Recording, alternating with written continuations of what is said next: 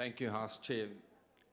This is indeed a good day for South Africa, the beginning of victory over state capture and corruption. And this oversight inquiry has undoubtedly been one of the, if not the highlight of my almost 20 years in Parliament representing the ACDP. And it is therefore with great pride that we as parliamentarians, united across political lines, known as Team South Africa, present this report to the House.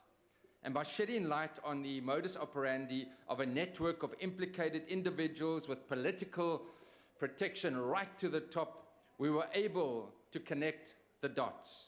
And we've undoubtedly set a precedent for future oversight inquiries. The award of Lead South Africa of Change Makers for the year 2018 is well deserved.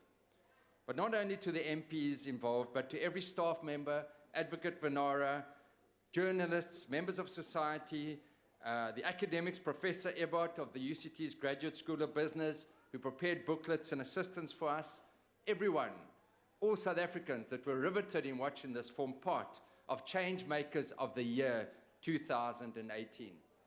But let us be mindful of the intimidation, the death threats, the attempts at bribery, and had we not been resolute and determined to get to the bottom of this state capture of Eskom, we do not know where we'll be sitting today. And I commend our members, I commend the witnesses that received death threats. And Honourable Runter, remember when the Commission started, we had the South African Council of Churches came, and they gave us a scripture, and you said, because we put God first, we will be successful with this inquiry.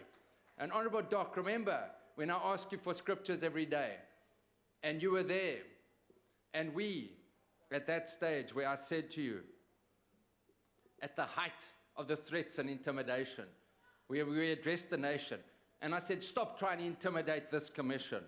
The more you threaten us, the more resolute you become. And don't you know that no weapon that is formed against us shall prosper? And I thank God for the answer for our prayers, that not one of us that were threatened were touched in any way. And so let us be grateful for God in that regard. And yes, the inquiry made riveting viewing and presented an array of hope from Parliament of what MPs could and should do in uniting behind a common cause.